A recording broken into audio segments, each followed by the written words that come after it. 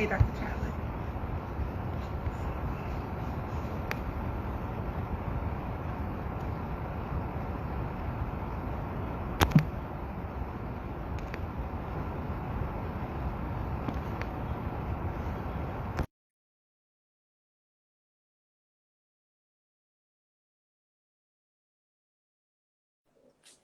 Hi, how are you? I'm doing really well. How are you doing?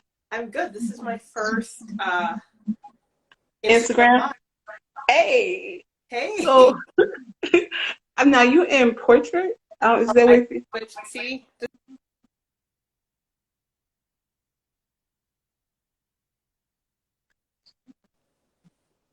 Okay. I need to I need to switch my orientation. Wait, that's supposed to Yes, be camera. Oh, I need to move the entire camera, don't I? Or the phone. I think so. Okay. Hi, folks. How you doing, everybody? Hi. So, wow, perfect. All right. So let me Gorgeous. here. Okay, so I've got um. Okay, so let me Good. Perfect. rest it on something because I've got this light ring thing here. Got Oh, okay. fancy. Look at this. I'm learning new skills as a result of Corona. I think we all are. How are you? Yes, I'm so excited we're doing this. I am as well. I have been. I'm gonna wait, give it a few minutes, and let some folks come in. But Excellent. um, I have been devouring this book and loving it so Thank much, and you. was so excited for the tour to be able to hear all the conversations as you were touring the country. But certainly, we came to New York. Um, but I have found so many degrees of separation between us over the last couple of weeks. When Angela asked me to do this, it's like, oh, I've been wanting to talk to this woman forever. It's like weirdly fortuitous to be able to have this chat with you. I'm so excited. I'm so Yeah. excited. And you are in New York City right now? Yep. How are you hanging in? Hanging. Things are interesting, but I mean, I'm a working chef, so life doesn't really stop in that way. But it's interesting. Are you at a, Um, are you at a restaurant that has gone to takeout? so I'm a private chef. And spend the last decade or so catering and mainly private chef work now. So it's been that sort of shift. I see. Um, so it's interesting. But alrighty, so I want us to get a little started. I don't want to take up too much of the hour. It's a very limited platform in that way. But my name is Trace Nelson, and I'm so excited to be kicking off Angela's Black Food and Beverage book club with this first author talk. Yep. If you all haven't been following, I think a lot of you all come into this conversation maybe following Black F&B or maybe Dr. Chatelain, but certainly have hopefully gotten into this book and sort of gotten as immersed in it as we have. Um, yeah, so please just keep following Black F&B. Keep current with the book club because this is going to be an ongoing thing. And it's so beautifully appropriate to start off with a book like Franchise. For those of you who haven't maybe Googled or gotten into Dr. Chatelain before now, you should because she's brilliant. But she's a professor of history and African American studies at Georgetown. And this is her second book. The first was this really gorgeous thought on women, like young girls and women in Chicago, sort of born out of the Great Migration. It's like, I don't know, it was this really interesting, beautiful sort of story of like her upbringing, but also what that story in Chicago, in this very particular place, looked like.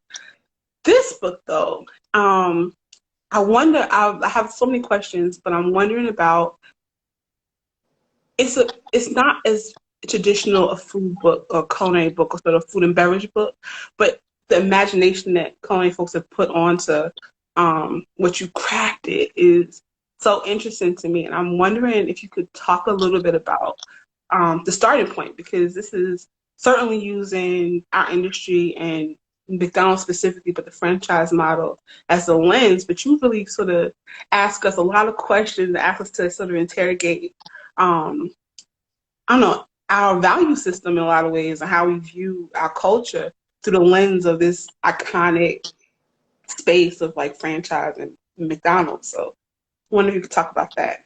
Well, thank you so much. Thank you, Angela, for arranging this. And thank you, Therese, for having this conversation. So I wrote a book called Franchise, The Golden Arches in Black America. And I definitely see myself as a food studies scholar, as well as a scholar of the history of capitalism. And the reason why I wrote this book is I, like many people, grew up eating a lot of McDonald's. I was at McDonald's all the time. And one of the things I found really fascinating as I started to really explore the ways that we talk about fast food is I was always a little uncomfortable with the ways that people talk so negatively, not just about the food itself, but about who consumes the food and what does it mean. And so I wanted to write a book about how McDonald's in many ways became Black, meaning that a lot of people eat McDonald's all over the world, but because of McDonald's association with certain health outcomes and certain ways that we view the eating practices of the poor, McDonald's has been really racialized. And I wanted to think about how that relationship formed, what that relationship means, and to think about different ways for us to talk about people eating food that wasn't so punitive and negative, but looked at the structures that determine how people get food choices in the first place. And so I love what I have seen in terms of an explosion in Black food writing, Black food studies, opportunities for Black culinary art to be appreciated.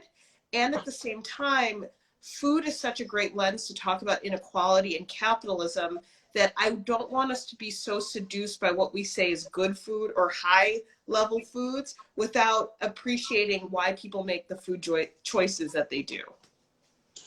1,000,000%. And one of the things I think when you see a title and you maybe have a reference point, maybe from hearing you speak, or even just reading the synopsis, you have maybe a set of expectations that you're going to come to the book with.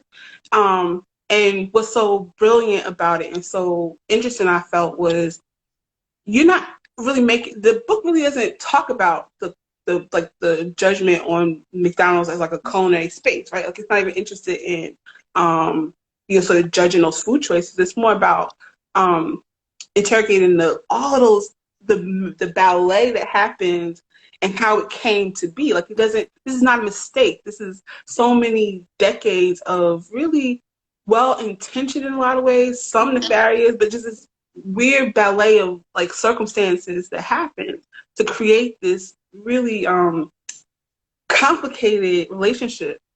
I'm wondering if, because there's some terms that I came across and so that you interrogated really intensely that I was so fascinated by and had never thought about really deeply when it came to thinking of McDonald's, right? Because I think in the food world, to your point, we are very judgmental about hierarchy or whatever you want to call it in terms of where our values are. And I wonder if you could talk a little bit about, I mean, one of the terms that has been staying with me so dramatically is civil rights, right? Like I had never really considered that term before, and it shows up so many times throughout the chapters. So I wonder if you could just talk a little bit about that. Absolutely. So for those of you who haven't read the book yet, Franchise, The Golden Arches in Black America, Yes. I look at this moment after 1968 with Martin Luther King's assassination and the explosion of fast food marketing and targeting of African American communities. And the reason this was done was there was a sense that after all of the hot summers of the 1960s and all of the real ambivalence about whether civil rights would really be delivered by the mid-century civil rights movement, people really pivoted on this idea of Black-owned businesses as the next developmental step in terms of Black progress. And so after 68, McDonald's started to take the landscape and they realized two things. One, a lot of their white franchise owners no longer wanted to do business in predominantly Black areas, and they gave them the opportunity to essentially leave Black neighborhoods and go to the suburbs, which is a story we've heard before when we think about housing and segregation. And then the second effort was to try to recruit African American business people to become McDonald's franchise owners. And when that happened, people were getting a sense that they could actually go to a Black-owned business because these McDonald's were franchised by Black people. Civil rights becomes really important for this discourse because by 68, people are exhausted. They have seen the passage of the Civil Rights Act of 1964, the Voting Rights Acts of 1964 and 65. They've seen a decade of the Supreme Court really not doing anything about school desegregation, and they've seen the quality of Black life compromised by the Vietnam War, the lack of adequate housing, and these disruptions between everyday people and the police. And so when people like Jesse Jackson start saying, look, we need to pivot from civil rights to civil rights, what he's saying is maybe we're not going to get the beloved community that King wanted, but perhaps we will be able to create our own economic vision and our economic centers in the US. And with that rhetoric comes the federal government supporting fast food franchising and McDonald's saying, wait a second, this might be a market that we can exploit. And so when you have all of these forces coming together at the same time, you have this transition in the food landscape in Black communities that happens so openly, but I think that history has been lost in a lot of our conversations about food, health, nutrition, and access, that we don't realize how deeply subsidized and how deeply supported this was, starting in the late 1960s. And one of the things that was in thinking just in this current moment that made so much of what you interrogated so timely was this concept that you really tease out beautifully about sort of disaster capitalism and sort of the idea of like this very strategic, very pointed way that like there's always going to be someone benefiting from like abject tragedy. And I'm wondering if you considered or thought about just with this current moment, what that landscape will look like. I mean, you interrogated franchises so deeply. I feel like there's an insight you might have in reference to what this next couple of years is going to look like, because it's ripe for, right? I feel like our industry is ripe for this kind of capitalism, right? If we are not careful as people who participate in something called a democracy, I don't know what to call this right now, right, we are going to be under the thumb of the worst ideas of the market. So disaster capitalism is all about seeing the disruption and the destruction of civil society and saying that the market is going to figure this out. We already see it right now. And so what happened in 68 is very much what's going to happen, I think, in these years post the coronavirus, in which the private sector will suggest that they have all the solutions, that they can efficiently respond to the needs of people. We will see the continual undermining of public resources and public sectors. I mean, look what's happening with the post office. Look what is happening with the ability of, on the local level, to do testing, right? And we see all of these antibody testings being done by third-party vendors, right? They're not always being done by public health authorities. So all of this type of disaster capitalism underpins the lack of choices people have. And then the real scam of it all is that people will come by and say, well, I don't understand why people aren't raising their voices. Why aren't people more participatory in the democracy? And it's like, well, you've eroded all of the pathways for a person to feel like they're part of a civil society. And so what happens with McDonald's in 1968 is McDonald's not only becomes a place to buy a burger and fries, it becomes the job training program in the era of training programs for people who haven't completed high school. It becomes the park. It becomes the senior center. It is underwriting so much of Black popular cultural life, athletics. It's doing all of these things so that it becomes a part of the landscape. And so you can't imagine a world without McDonald's, not because the food is so delicious, but because it's providing all of these resources that the state has determined they're not going to provide for certain communities. 1,000,000%. And I wonder, because there's also, you talk a lot about your personal relationship with McDonald's and sort of all of those, like, those cornerstones that you would notice in your upbringing, really in all of our upbringing, that sort of that McDonald's had infused itself in. I'm wondering if you could talk a lot about, because I have been watching some of the interviews you've done, but like get my life reading those chapters where you are really like, it's so insidious, or you don't realize how deeply embedded this company is in our communities. But that deep dive, because I'm right with you on like the rabbit holes you end up going down and like how deeply they take you. But can you talk about have like those cornerstones? Absolutely. So there's a way that I used to be guilty of this. You think of McDonald's as just boring, plain food. Everywhere you go, you can eat it, you know, and as you get older, your palate gets more sophisticated. And so you're like, oh, McDonald's. But when you think about what the fast food industry has to do in order to remain relevant, they're doing tons of cultural work. They're not improving the quality or the taste of the food, but the feelings around it. And so I talk about how I had to do research on McDonald's commercials. So I spent all day in an archive watching old McDonald's commercials from the 60s, 70s, you know, to the 90s. And I saw my whole life flash in front of me. I remember third grade, I remember fourth grade. I remember when Michael Jordan, everyone's been watching The Last Dance, when he did McDonald's commercials, that was everything.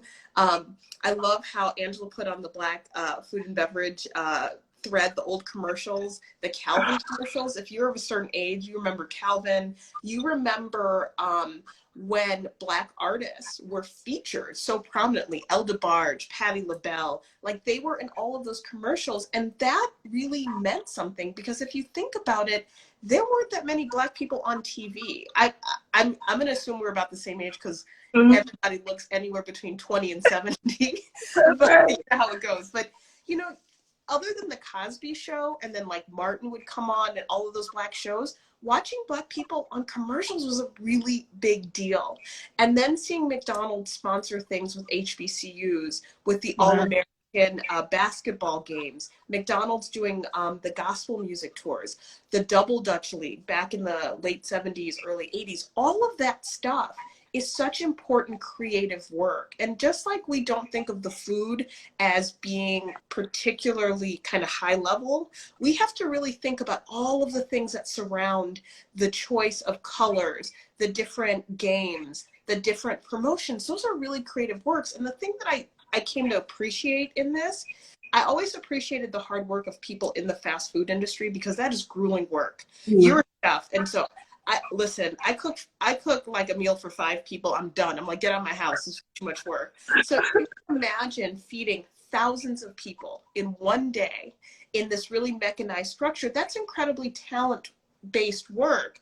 In addition to that, when McDonald's decided to really target Black consumers, they were also extending Black creative types an opportunity to direct commercials, which is your first pathway into the film industry. All of the Black actresses and actors and models, backup singers, dancers, all of those people had employment because of that. And I think we have to keep that in mind, because the reason why I wrote this book is that I heard so many people telling Black and brown people stop eating fast food, but they never asked substantive questions about, what does fast food mean in your community? What does it mean when this is the only place that after a person has been removed from state custody, that they can get a job there and nowhere else? What does it mean when this is the place, you know, your grandparents can get dollar coffee and sit with their friends? And so all of this is to say that that cultural stuff is real. Like for me, every time I think about a McDonald's birthday party, those are good memories. Or even having the freedom to go to McDonald's as a kid. You know, as a city kid, before like cell phones, and like if you wanted to meet with your friends, you met at a McDonald's, and then you went somewhere else, right? Like all of those things are so important that we can't throw that away, even as we critique the systems that McDonald's is embedded in, and especially in communities of color. Yes, amen, amen. The comments are going off. I also found it really striking that you started with Ferguson at the beginning and the end as a sort of grounding idea about McDonald's and their place in the community, because I think one of the also stunning things about the book is that while you absolutely are making really deep analysis, you aren't really like you asking us to think more than you giving your opinion about the way McDonald's sort of infuses into culture. So I'm wondering if you could talk a little bit about why you chose Ferguson as the beginning and the end, and like what that thought process started at, like sort of started. So I finished my first book, Southside Girl, in 2014, and it came out in 2015. And as I was wrapping up Southside Girls, Ferguson was exploding. And I had gone to the University of Missouri. I had been to St. Louis a million times. And Missouri is this interesting place because here you have two very Black cities, Kansas City and St. Louis. And I went to the University of Missouri in Columbia, right in the center of the state. And a lot of the Black students I went to college with, they were from Chicago, they were from Dallas, they were from Little Rock. And there was this way that the entire state kept out Black people in ways that were very visible at the, at the college level, all of these places. So all of that is to say, I start with Ferguson because for me, the chaos of Ferguson mirrors so much the chaos of 1968 that brought fast food into these communities.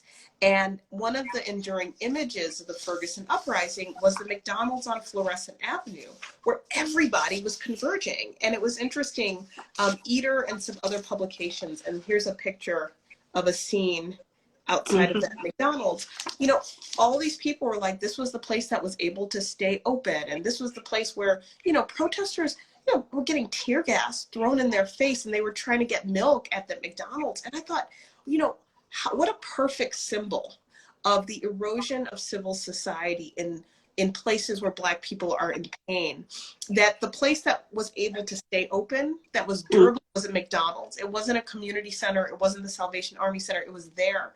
And that really kind of punched me in the gut. And I thought, this is the bookend for this work, because in 2014, if you listen to the analysis post-Ferguson, people are saying, well, people needed jobs. They brought in Starbucks. They were bringing in more fast food places. But if you've ever been to Ferguson, Ferguson doesn't have a lack of businesses. They lack an infrastructure to make sure that Black life is supported. Those are two different things. But when people are thinking, well, what does Ferguson need? What Ferguson got were these grants to open more private businesses, to have more kind of low-wage work. And so that McDonald's is actually franchised by a Black franchise owner whose father was the first Black mayor of East St. Louis, Illinois, another place where we see these racial tensions. And so I was like seeing in front of me about 50 years of history of when Black people are in pain, when they are crying out for any sense of recognition in front of the state, what they get is more fast food, more low-wage work, and then an attitude about why they're not appreciative for this. That frame of reference like that is so it struck me in two ways. One was going back to this like very particular kind of civil rights thought around how we engage like politics and sort of our communities and sort of hold our elected officials accountable in that way. An answer being capitalism, such a weird line of logic. But there's also a thought that you really tease out multiple times where you talk about how these are not the real answers that we need. Like the questions that are being asked are being answered with solutions that aren't in our best interest, and that's what we should be interrogating. So I wonder if you could talk a little bit about how we've gotten seduced by the sort of silver rights of it all, and not so much recognizing it's not really. It's when people ask, I sometimes talk to folks about reparations, and having worked at working at Georgetown University and having worked on this issue of Georgetown's history of slavery, sometimes people say, well, wouldn't a university reparations look like scholarships? And I'm like, no, it's direct cash reimbursement for the harm that's been caused. It's like if I go to your house, I steal a sandwich, and you're like, you took my sandwich, and I give you a Pepsi. And you look at me and you're like, but my sandwich. And I'm like, but I gave you a Pepsi. None of it makes sense. And so in that same vein, in these moments where people are saying, we are really angry. We are burning up our communities because we can't take it anymore. And people say, okay, well then what's the problem? They say we don't have public spaces to gather. We don't have a police force we feel protected by. They terrorize us. We don't have decent schools for our children. We don't have decent affordable housing. And then we don't have businesses that respect us. They hear a lot of really good stuff and they're like, you know what, businesses, that's what you asked for. And so it's this idea that if more people are incorporated and believe in the system of capitalism, you will reduce conflict. But we know that race and racism supersedes all of these things. So Black people can be as wealthy as they need to be. It doesn't protect them from police terror. It doesn't necessarily extend their lifespan that long. It doesn't necessarily deliver that their votes will be counted. It doesn't mean that their people won't be deported. So all of these things that people are given, they're concessions on one hand, right? Because it's like, I understand why groups like the NAACP and groups like the Urban League were like, look, we're not getting anything. We're not getting our rights respected.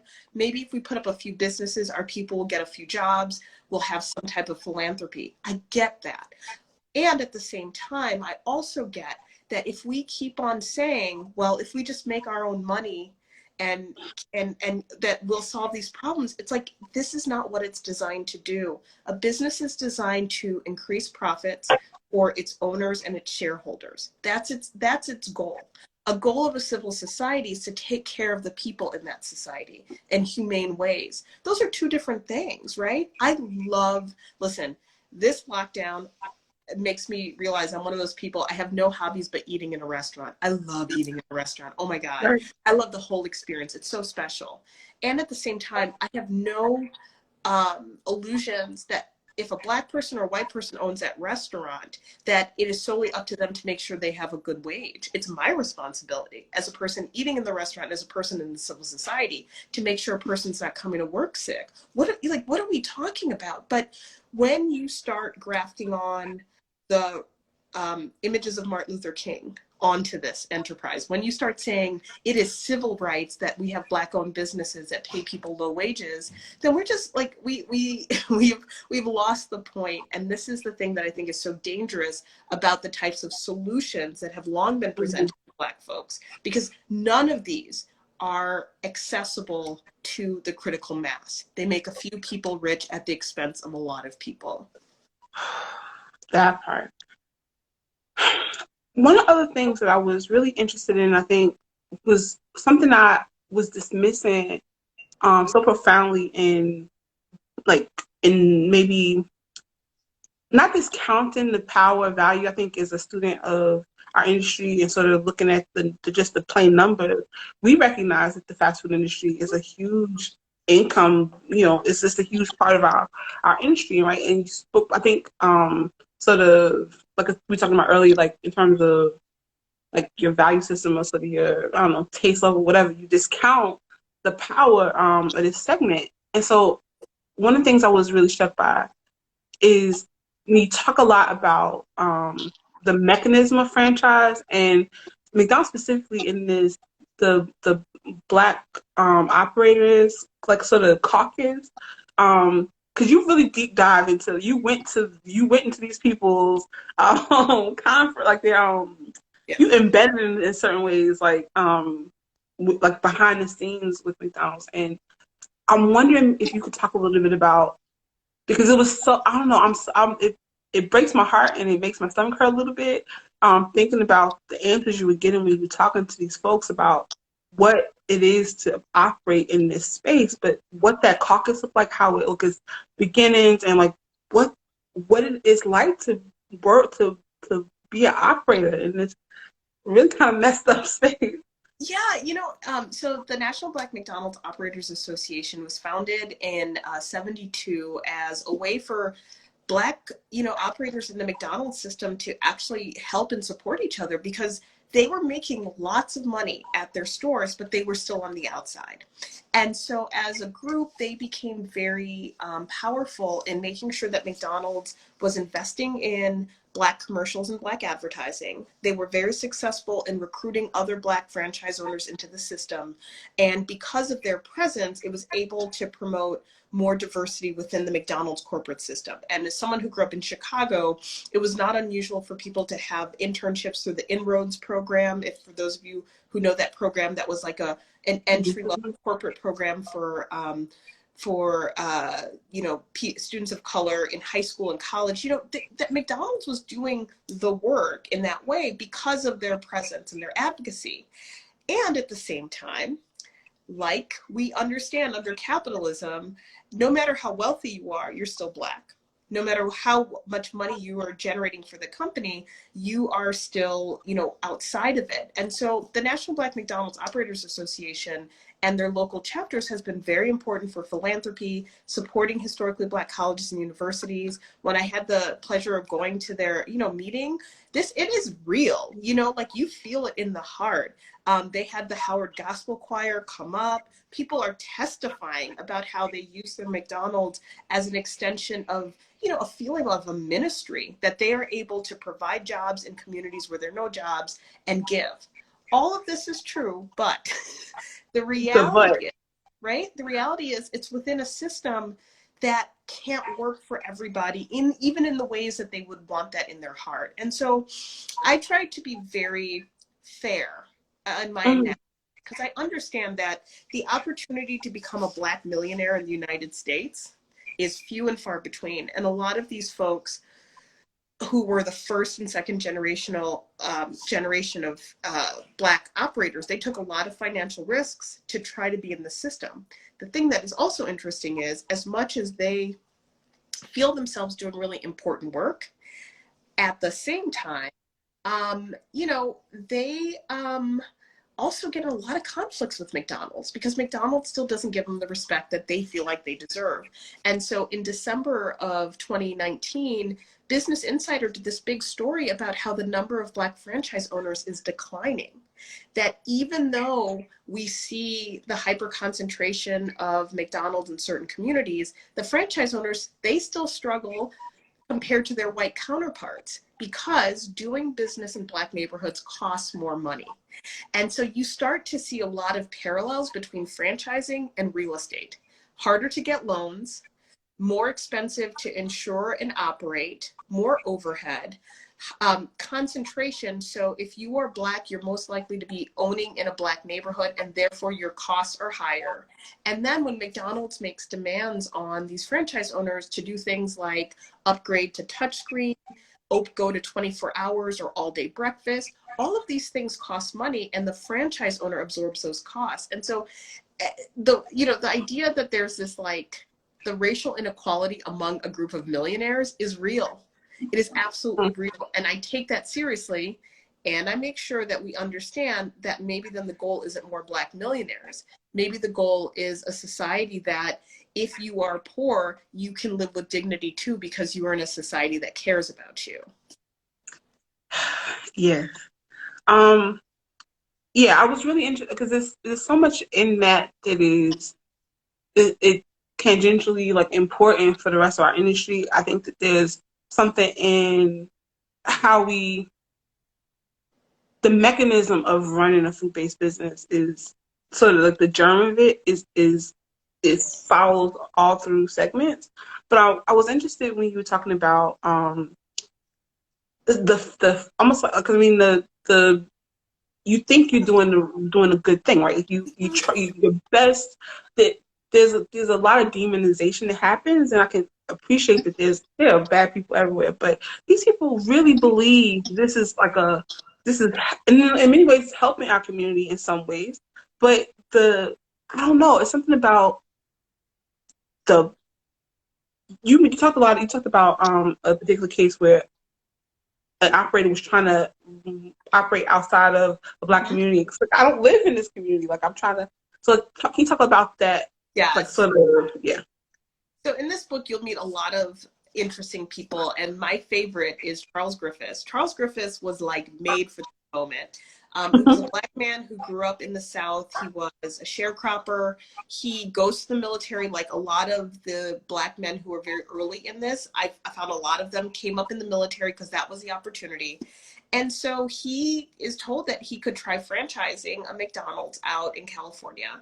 And a lot of these guys had done small businesses, some had done gas stations. So he's like, cool, I'm going. So he gets there, he thinks he's going to Santa Barbara. He realizes he's in Santa Barbara Avenue in South Los Angeles. And he builds and he builds and he builds and he makes a successful franchise and gets a few more.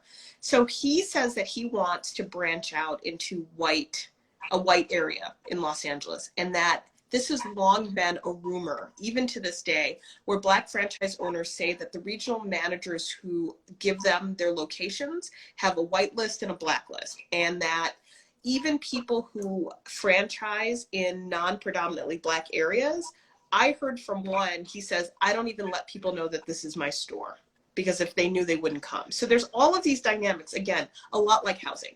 So McDonald's accuses him and his wife of breaching their terms because the wife wants to franchise a Popeyes. And he retorts back, actually, I'm being racially discriminated and kept out of non-Black areas. And McDonald's chirps right back, and they say to him, well, don't you like working in your community? Like, we're giving you a favor. And he says, I'm a millionaire. I live in Bel Air. That is my community. And what I love about this case is that it's from the 1980s, and it's before corporations have their commitment to diversity script. And they're keeping it so real in this way that becomes fascinating, because what they're saying is, we have given you something that no one else is going to give you. And he's saying, I'm providing profits that no one else is providing you. And so the back and forth about this issue of where Black people can expand leads into a series of discussions about what does it mean to responsibly boycott McDonald's in this period. The Los Angeles chapter of the NAACP gets involved, and they say, boycott McDonald's except for the Black-owned ones, and you know which ones those are because those are in the Black neighborhoods, and that's why we're protesting. And people are just confused. Right. But what is important in the 1980s, because of the Griffiths case and other cases, is that organizations like the NAACP, like the National Action Network, like Operation Push, they start negotiating with these big corporations to create more opportunities, not just for Black franchise owners, but for Black white-collar workers. And so this explosion of locations that you see in predominantly Black areas, that is sometimes the outcome of these negotiations. But we understand the consequences then of the hypersaturation of fast food, you know, within a decade, when people start thinking about the relationship between fast food and health outcomes. Anybody who has not gotten this book yet, please go to where books are sold immediately and get it, because it is just it's so dense and thoughtful, and it's like seven chapters.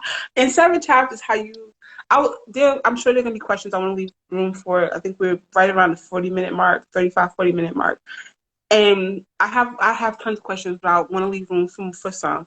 But I will say I was interested in process, because one of the most gratifying things of the last decade has been, in my opinion, a sort of broadening of thought around food studies. Think about books like How and the Hog. I just could talk to Rafia Zafar, her Recipes for Respect, is a prime example of like someone who has such a deep like love and sort of like academic life focused on books, how she's used the lens of books to think about food in a way that I think folks in food maybe couldn't think of. Like, that book couldn't have come from anybody but her. This book, you have so many disciplines that inform your process, that this book couldn't have come from anybody but you. And you talk a lot about the things you couldn't. I've heard you in interviews, and certainly reading the book, there are things that you just couldn't, that didn't fall within the scope of the book. So I'm wondering about, one, your process in terms of sort of starting point for this story, but also how you extrapolated out 7 chapters to keep it concise. But what stories you couldn't tell as well, like that you really got obsessed with? You know, it's so funny because when you start a book, you are just all over the place. And then you start to think about the threads.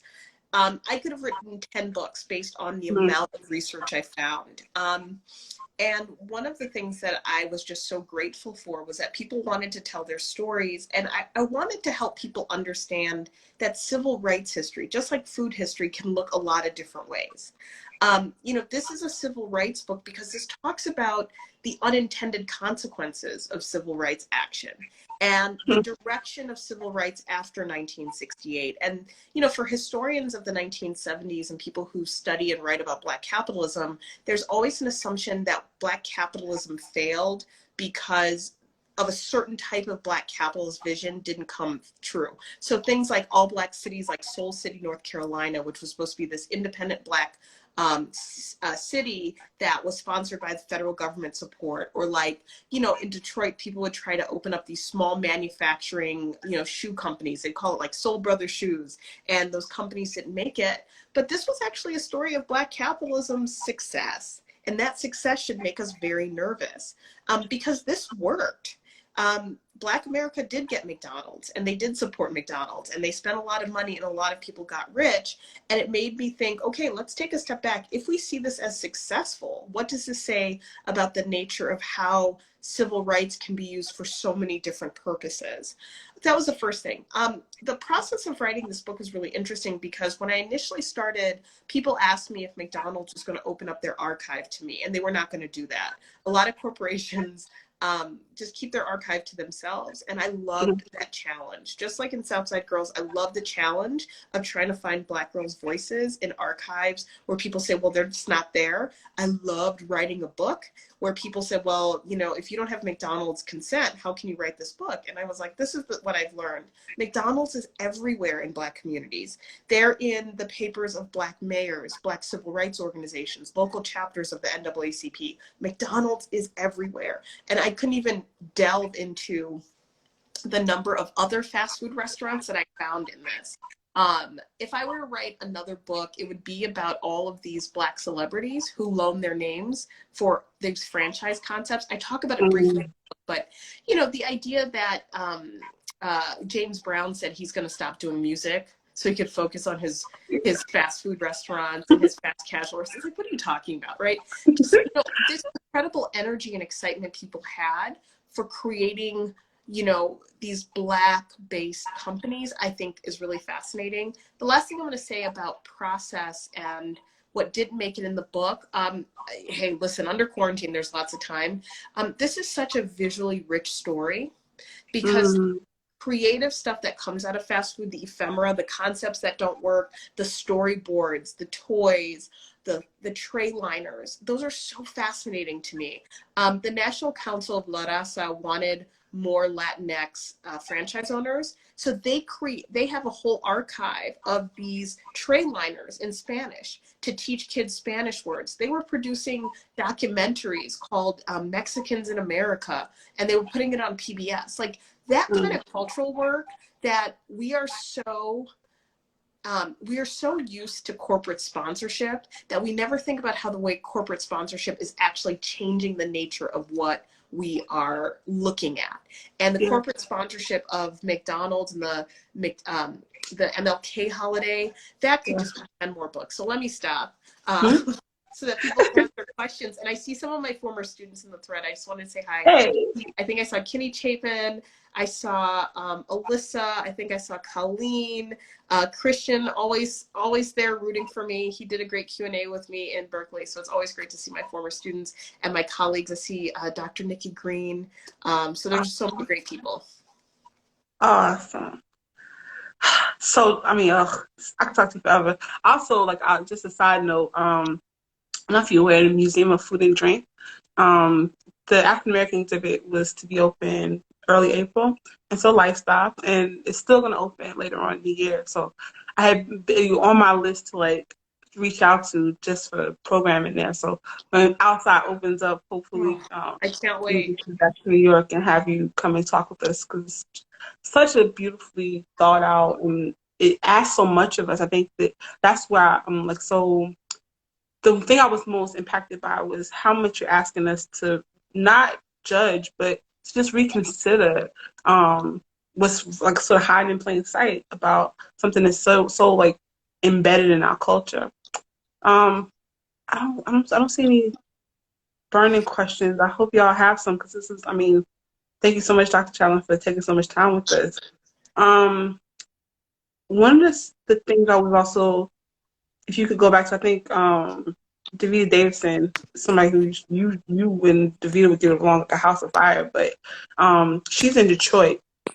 She was talking a lot about she just worked really sort of interrogating a lot of these themes in the food system of Detroit, and I was thinking so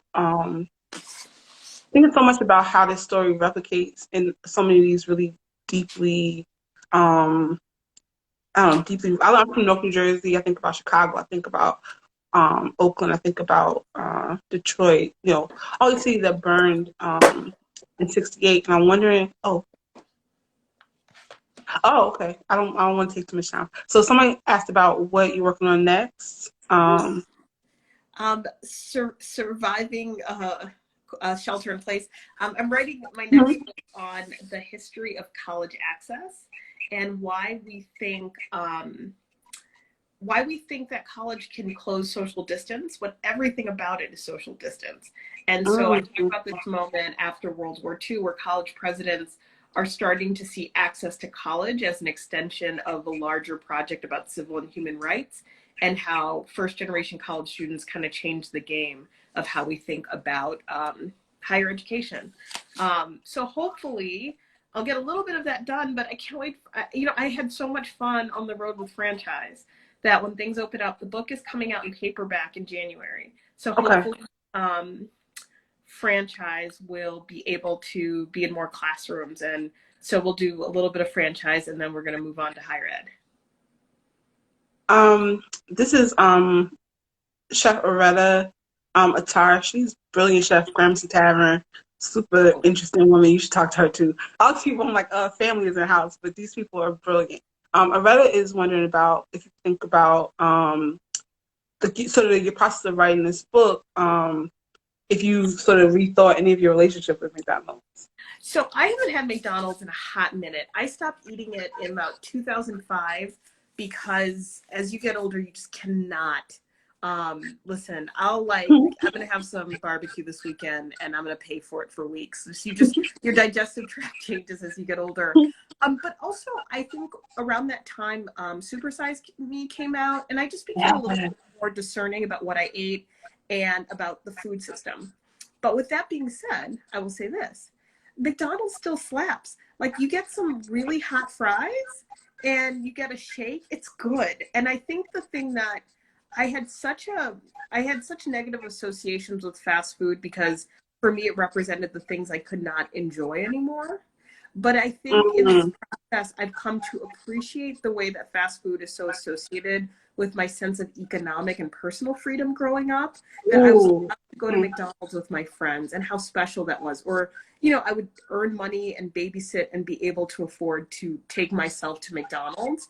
And I think for that, I appreciate that McDonald's allow me to have a social space as a kid, especially when you grow up in cities and you live in apartments, you can't always have people up in your house. And we weren't allowed to have people over unless the house was perfectly clean. Same. And so, and so like McDonald's just could be a place where I could live in a 1-bedroom apartment with my mom and I could have a place to hang out with my friends. And I think about how much I appreciate that. And I think that although I can't eat this stuff anymore because I'm too old, I think the fact that it was so good Mm. is something that I remember now more than Yeah. ever.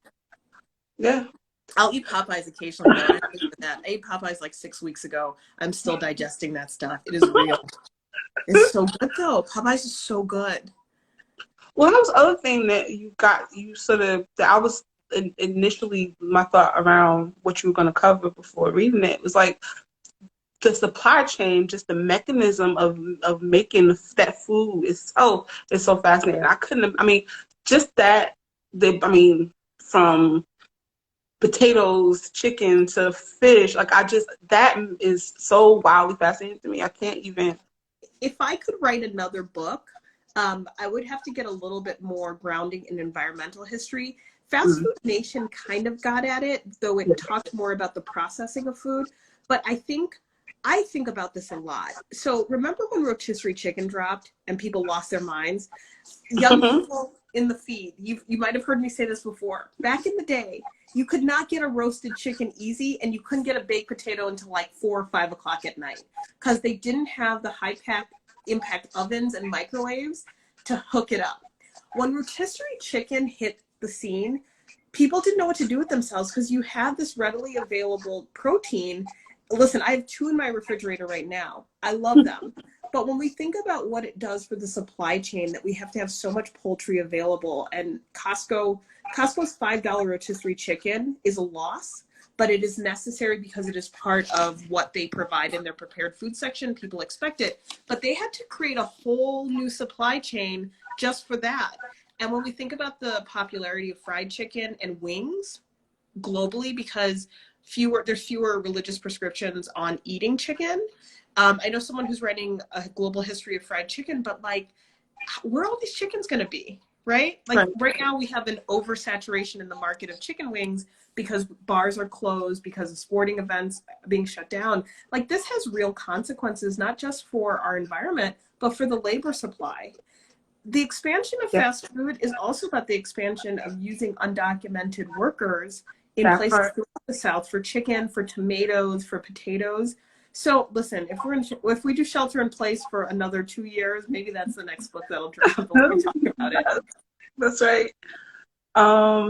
Let's see. I think Christian, you said something about how the Black operators were part of the explosion. So yeah, I mean, having Black franchise owners who had friends that they could recommend into the McDonald's system was a large part of getting people into it. Yeah, definitely.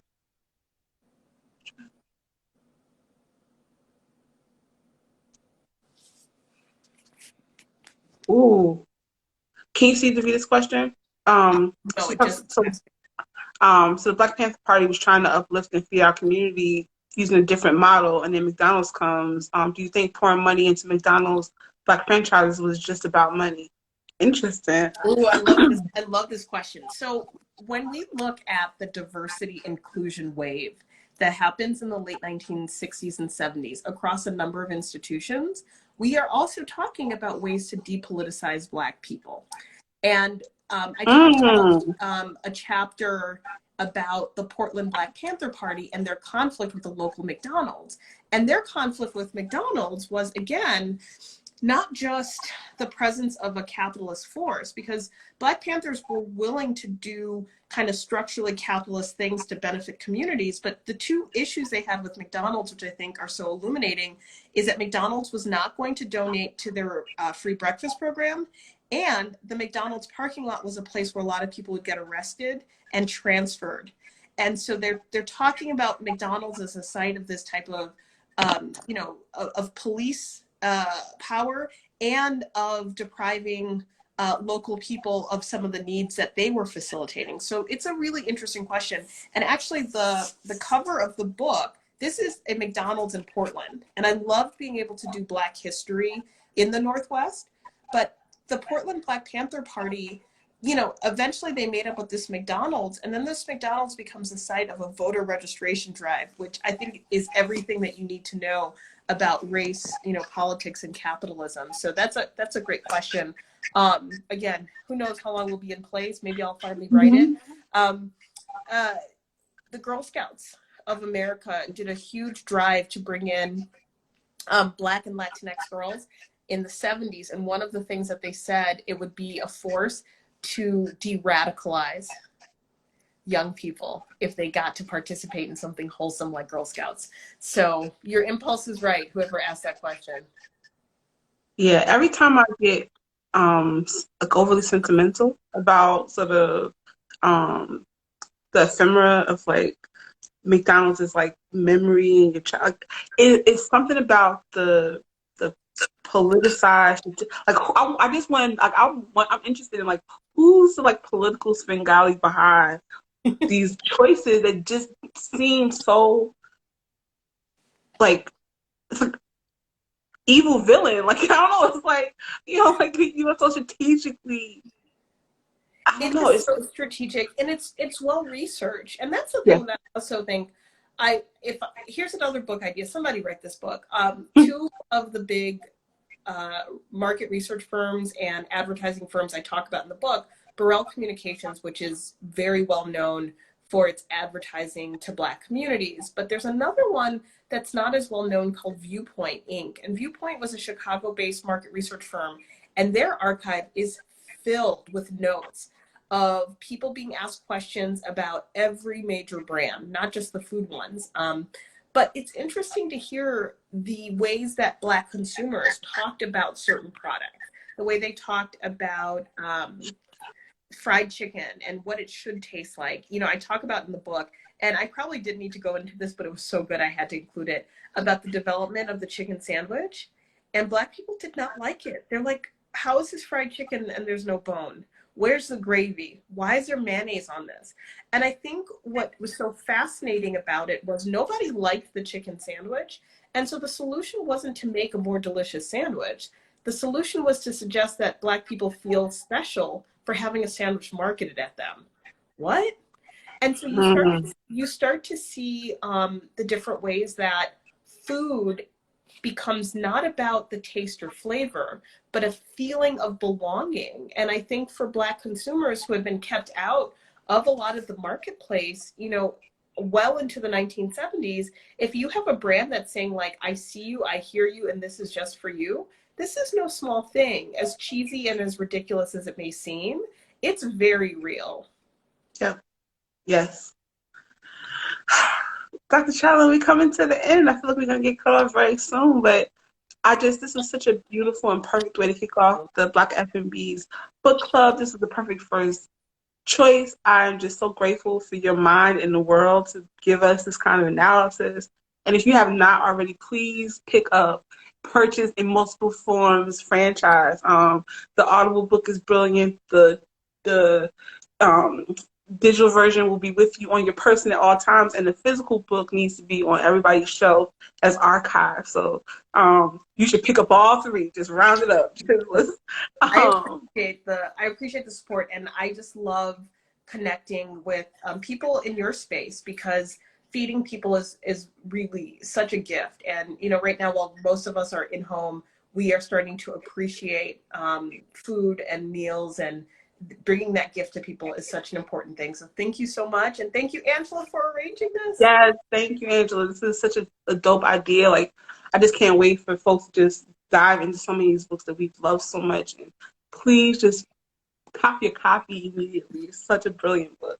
And follow me on the socials. I'll answer your question in the thread. Yeah, absolutely. All right. Thank you so much, Doctor. Thank you. Bye, folks. Thank you.